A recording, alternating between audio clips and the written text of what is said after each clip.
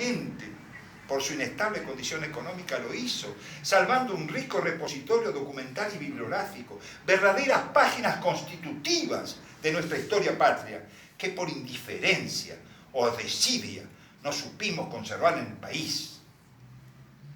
También le pasó a Ernesto Quesada, que tardó 7 años, en el momento más cumbre de la economía argentina, donde la plata llovía, ¿no es cierto? No es Martínez de Oz, es Alvear.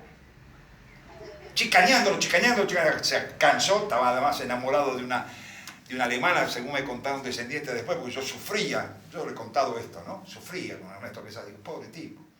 Vendió todo, metió todo en cajón y vendió todo a Alemania.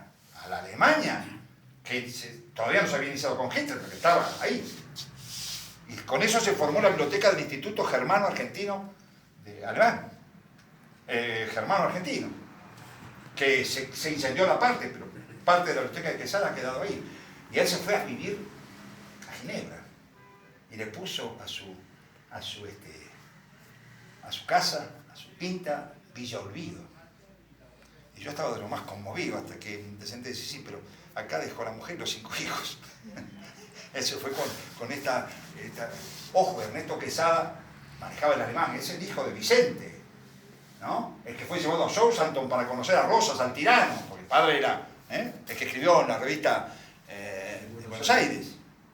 Y bueno, es el que se recibió en alemán, en una universidad alemana, el primer sociólogo, ahora que está Antonio acá, el primer sociólogo argentino, profesor en la Universidad de Buenos Aires, que se pudrió con la reforma, se cansó. La alemanita esta, en fin, en los tiempos en que Buenos Aires se distinguía entre los que eran pro-alemanes, no nazis, los pro-alemanes del Kaiser, y hombres como Lugones que por la cultura clásica estaban con los aliados. Bueno, pero me fui del tema, pero para que ustedes vean, el tema son los libros, ¿no? Así que nos introduce, voy a alargar esto, lo vamos a dejar. Cuando tiene que decir por qué hace 3 décadas que está en El Plata, justifica la permanencia diciendo que aunque sus actividades, cito, han sufrido considerablemente en medio de una anarquía sin fin en este desgraciado país, quiere terminar una obra que ha comenzado a publicar sobre la historia de este país, que juzga, empresa considerable porque es la colección de todas obras escritas y documentos inéditos sobre esta parte del Nuevo Mundo que ha de tener entre 12 y 15 volúmenes. Lo escribe esto en 1830. Así nos introduce Losiera en ese importante tema citando nada menos que Sarmiento. Voy a abreviar, no voy a leer esto. Sepan que eso incluye el archivo americano y espíritu de la prensa del mundo en materia historiográfica. La voluminosa obra que se llama Colección de obras y documentos relativos a la historia antigua y moderna de las provincias del Río de la Plata, que es el primer gran registro testimonial de nuestra historia nacional. Y en su aporte a la defensa de nuestra soberanía territorial, que aparte de todo lo que escribe en la Gaceta Mercantil y en el archivo americano, escribe una memoria histórica sobre los derechos de soberanía y dominio de la Confederación Argentina. No voy a seguir leyendo esta parte, porque si no, no llegamos a los 45 minutos. En este sentido, quiero señalarles que ya en 1829 los derechos argentinos sobre las Malvinas y el Estrecho de Magallanes los escribe don Pedro de Ángeles. Y la Cancillería Argentina, esta que todo el siglo XIX utiliza estos materiales cuando lucha y discute con Chile esos aspectos.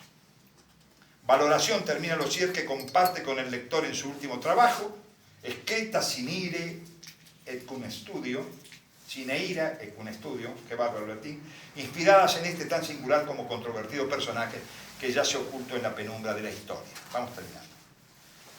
¿Cómo sintetiza los esfuerzos? No lo digo. Porque acá justifica todo el esfuerzo que hace, pero lo digo. A fines, se termina esta primera parte en 1835. Después puede seguir trabajando después del 45. En el discurso preliminar de la obra, por lo menos esto lo vamos a leer, De Ángelis muestra la sólida formación filosófica de la historia que lo hicieron merecedor del título de patriarca de los historiadores replatenses. Miren qué bueno esto para los que a veces con los clásicos nos engañamos. Dice, los pueblos modernos no tienen que buscar su origen en los poetas y mitólogos, Los historiadores son sus apologistas y del primer día de su existencia puede hablarse con tanto acierto como de uno contemporáneo.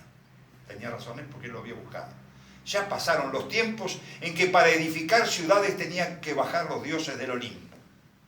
Estas fábulas, inventadas para lisonjear la vanidad de los pueblos, aumentan el caudal de mentiras que nos han transmitido los antiguos, por más que se empeñen en acreditarlos los eruditos.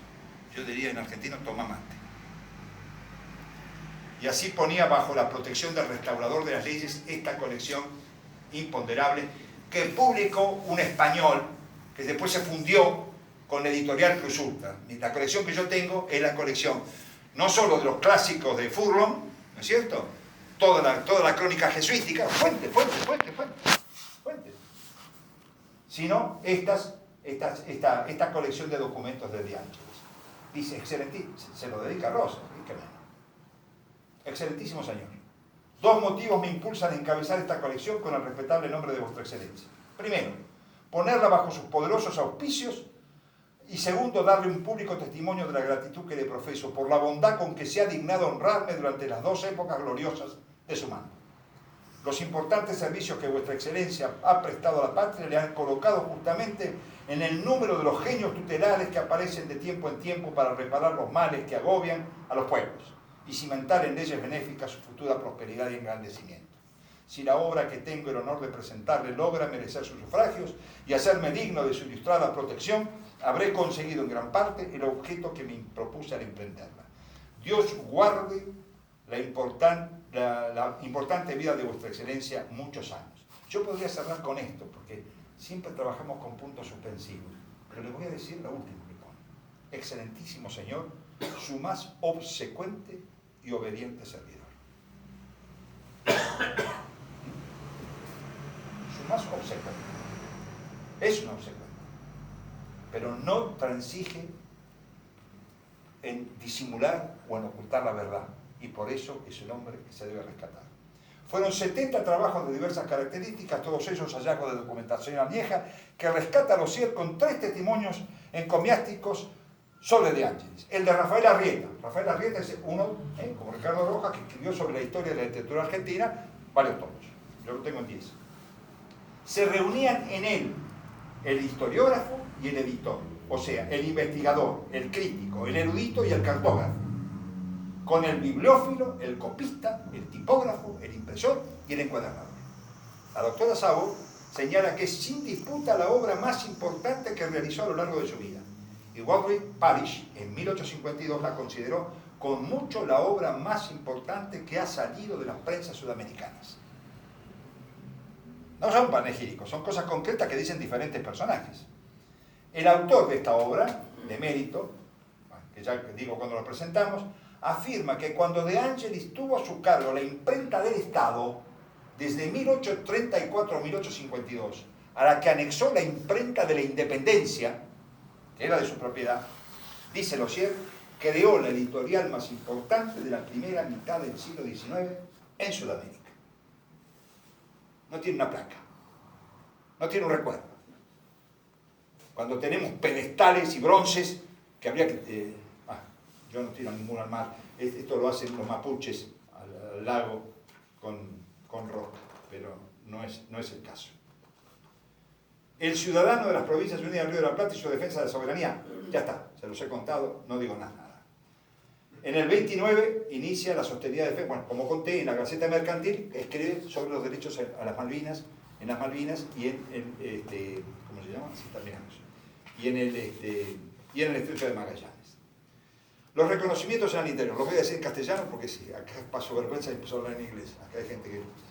Bueno, tuvo muchos reconocimientos, por eso dice el hermano en un momento, de los diplomas no comen, está lleno de títulos. Bueno, pero por ejemplo, fue miembro correspondiente de la Royal Geographic de Londres, bueno, eso lo puedo pronunciar, de la Société Géographique de París, francés, pueden dar, el Real Instituto de Incoraggiamento delle Scienze Naturali di Napoli, no sé cómo lo leo, soy nieto de italiano, pero no, la Massachusetts Historical Society, ¿cómo se dice sociedad? Sociedad, la sociedad. La Sociedad Filosófica Americana de Filadelfia, la Société Royale de Antiquaires du Nord de Copenhague y el Instituto Histórico y Geográfico del Brasil. De todo eso era miembro correspondiente. Fue ciudadano argentino, está el comentario, desde el 27 hasta el 54, cuando su patria natal lo vuelve a acoger, nombrándolo el rey de las 12 sillas, cónsul general ante la Confederación Argentina, que estaba en Paraná, por lo cual debe renunciar ante Urquiza, y luego ante el Estado de Buenos Aires. Este episodio me rememora hechos vergonzosos de nuestro tiempo con el impresentable canciller Timerman, que era argentino, que tomó la nacionalidad en New York y que después terminó siendo canciller y tuvo que renunciar a la nacionalidad norteamericana. No es este caso, pero parece. Le reconoce en el final de su vida el rey de Nápoles, el mismo rey, este Fernando I, le reconoce porque, bueno, han cambiado un poco los tiempos, este hombre ya tiene todo este reconocimiento internacional, los materiales de él están conocidos en Europa, están girados, están editados y llevados a Europa, y entonces, bien, en los últimos años de su vida, sus antiguos enemigos unitarios lo incorporan como fundador del Instituto Histórico y Geográfico del Río de la Plata. Tiene vida efímera, porque después, siempre Mitre, ¿no? Mitre crea el instituto, como Andrés Lamas creó el Instituto Histórico y Geográfico del Uruguay, del que me han hecho miembro correspondiente. No sabía que era rosista, yo, pero por algunas publicaciones que tengo de la colonia, porque ahí todos son recontraunitarios, todos emigrados. Bueno, Mitre también está incorporado ahí. Entonces crea uno acá en el Río de la Plata, que dura poco. Después crea la Junta Junta Numismática de Historia, que es la que se convierte después en la Academia Nacional de la Historia desde 1938, con el Papa Justo, que por supuesto se sentía un Fernando VI, era de las academias de Bellas Artes del siglo XVIII, hizo todas academias reales en España, importante. Bueno, Justo se sintió el segundo Mitre, prologó las obras completas de Mitre, ¿no es cierto? Y crea estas academias nuestras, estas academias republicanas, digamos así. También, desengaño final, pobreza y muerte. Perseguido y proscripto, separado de su esposa y exilado en Montevideo. Después de casero, hombre, fue gratis la cosa. Le escribe a su colega amigo, el católico Miguel Navarro Viola, este párrafo. He omitido lo de la religión, pero está claro que tuvo, por supuesto, perfiles juveniles con la masonería, que la masonería fue la que de alguna manera le posibilitó al hermano estar en la corte napolitana. Bien. He venido a América, le dice a Miguel Navarro Viola, a buscar libertad, no tiranía, garantía y goces sociales, no despotismo y opresión. Y si no debo disfrutarlas, está en la lona, prefiero la arbitrariedad de un déspota coronado, quería irse otra vez, a la de un tribuno vulgar o un demagogo furibundo. La República, me parezco más a Lelita, la República que no vive de virtudes es el peor de los gobiernos. Y amigos, termino con esto.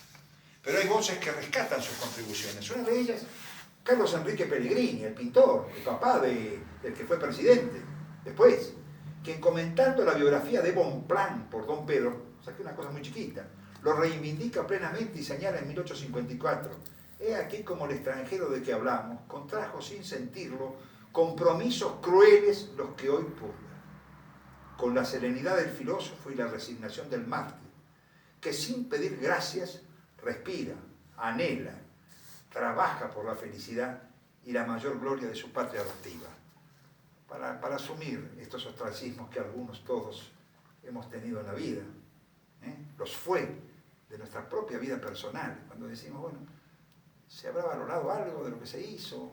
¿Fue todo tan negativo? Bueno. Pero sumando riesgos, De Angelis no calla, y su juicio sobre el periodismo de la época es categórico. Si usted lee nuestros diarios en una carta a Florencio Castellanos, verá hasta dónde llega la ignorancia de los que pretenden ser los órganos de la opinión. No le hablo a usted de su inmoralidad, porque no hay términos con que expresarla. Cuando no calumnian, insultan. Cuando no insultan, amenazan. Cuando no amenazan, mienten. Me pregunto yo, ¿hay algo nuevo bajo el sol? Pedro de Angelis permaneció 32 años en América hasta su muerte aquecida en Buenos Aires el 10 de febrero de 1859, casi con 75 años. Bueno, sobrevivimos un poco, gastamos un año y medio más. Aún separado el Estado de Buenos Aires de la Confederación Argentina. En su lecho de agonía recibió un postrer reconocimiento al condecorarlo al emperador del Brasil con la Orden de la Rosa. Es una de las órdenes más importantes del imperio entonces. Su querida compañera en tantos años de infortunio, Melanie Dayet, fue en su vejez la primera presidenta de las Damas de Caridad de San Vicente de Paul, fundada en Buenos Aires por el sacerdote lazarista francés Louis de la Vizier en 1865, falleciendo en Buenos Aires, como dije, a los 90 años, el 2 de noviembre de 1879, en soledad y pobreza. En su testamento, lega sus escasos bienes a un fiel sirviente. Está viviendo en una casa y tiene una hipoteca, como Tomás dijera, una hipotequita de que le da unos mangos. En su testamento lega sus escasos bienes a un sirviente, que la cuidaba porque estaba muy viejita, donde registra la sucesión testamentaria los libros poseídos, 12 impresos en francés y 8 en castellano. Telón final. Y gracias por el aguante.